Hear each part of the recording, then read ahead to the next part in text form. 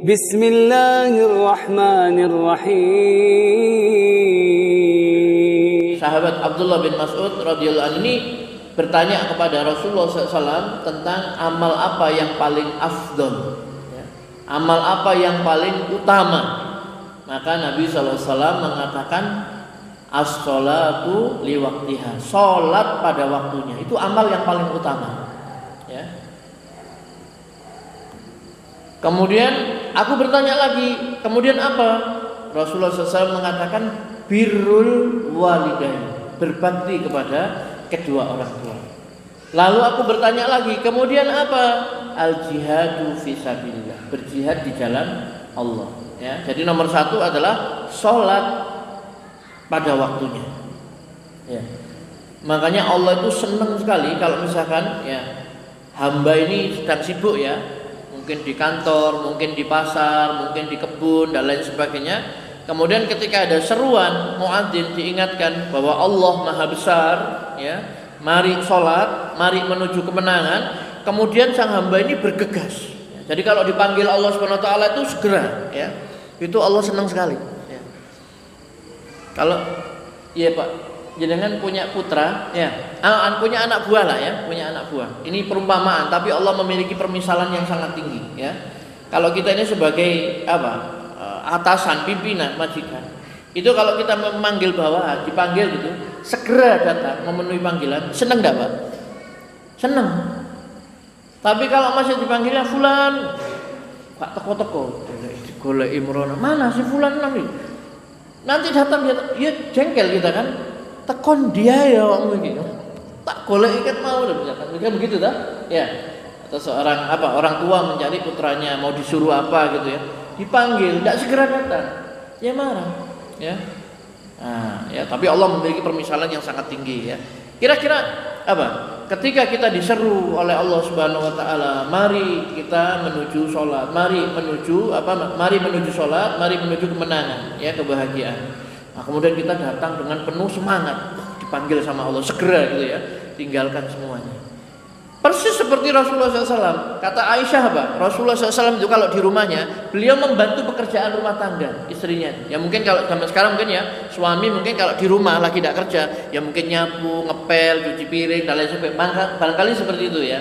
Tapi Rasulullah SAW itu begitu sudah masuk waktu sholat, maka beliau tinggalkan pergi, memenuhi panggilan Allah Subhanahu Wa Taala untuk mengerjakan sholat. Pokoknya paling senang Rasulullah SAW kalau dipanggil untuk sholat. Ya. Begitu juga sahabat menceritakan, ya, kalau tadi kan Aisyah menceritakan, ya, Rasulullah itu kalau di rumah membantu pekerjaan keluarganya, tapi kalau sudah ada panggilan sholat beliau pergi meninggalkan semuanya. Kemudian sahabat juga begitu menceritakan, ya, kalau mereka ini bersama Rasulullah SAW, ya, maka sama Rasulullah itu ditemui kayak gayeng gitu Pak, ya, akrab. Tapi begitu masuk waktu sholat seolah-olah Rasulullah itu tidak mengenal kami. Paham maksudnya, ya? Kayak tidak peduli sudah, kalau waktunya sholat ya sudah sholat. Nah, maka baik sekali kalau misalkan kita memasuki misalkan ada tamu atau kita bertamu misalkan, ya, ada waktu sholat, kita bisa mengajak, ya, orang untuk mengerjakan sholat, ya, seperti itu. Jadi Bapak Ibu yang dirahmati Allah Subhanahu Wa Taala, itu diantara keutamaan kita mengerjakan sholat yang lima waktu, ya. Kemudian Nabi SAW bersabda, ma min imri'in muslim tahduruhu sholatun maktubah fayusinu wudu'aha wa khusyu'aha wa ruku'aha illa kanat kafaratan lima qablaha minad dunub ma lam tu'ta kabira wa dzalika dahra kullah, ya.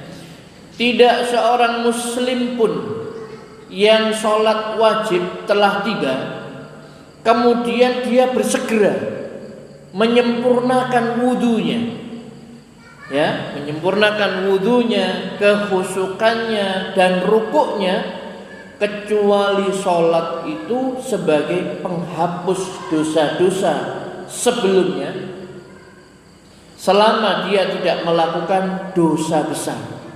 Dan yang demikian itu berlaku sepanjang masa. Hadis riwayat Muslim, ya.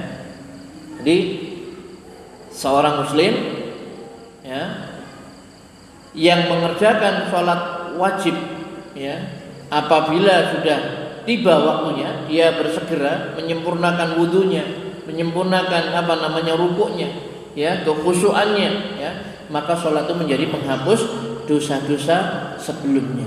Kalau dia itu meninggalkan dosa-dosa besar ya. Kalau dosa besar Pak harus bertobat ya.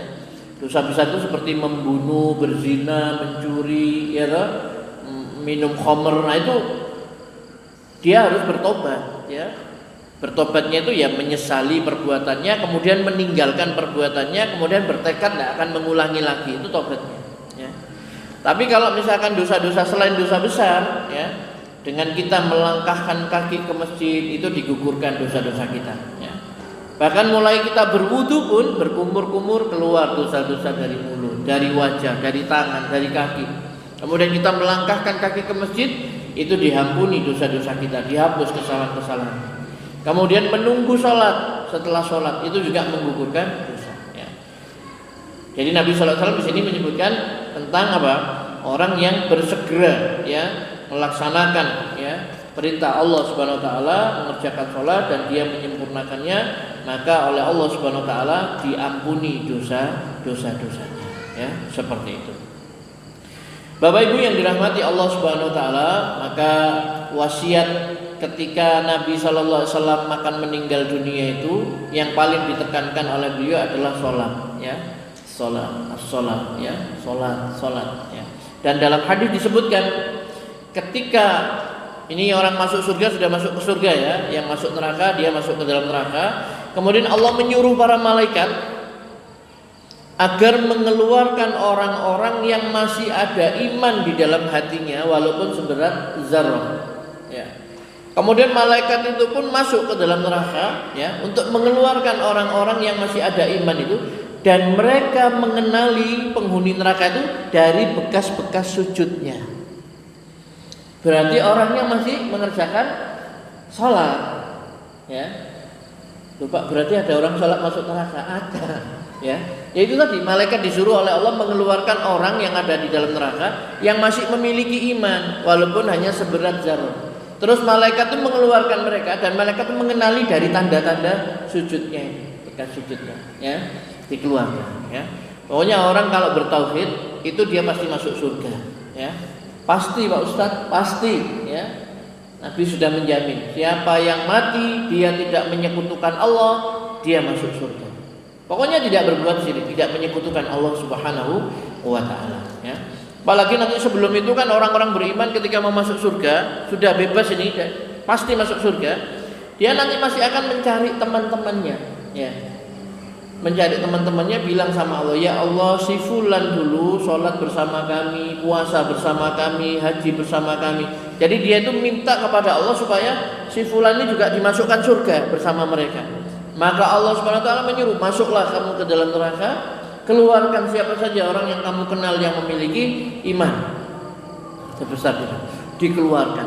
Jadi orang beriman itu nanti akan memberikan syafaat kepada sesama orang beriman. Makanya kata Imam Hasan Al-Basri, kita disuruh mencari teman sebanyak-banyaknya, teman orang yang beriman sebanyak-banyaknya ya. Kenapa? Karena orang beriman itu memiliki syafaat nanti pada hari kiamat ya. Dan kalau kita sudah mendapatkan teman, jangan dilepaskan ya.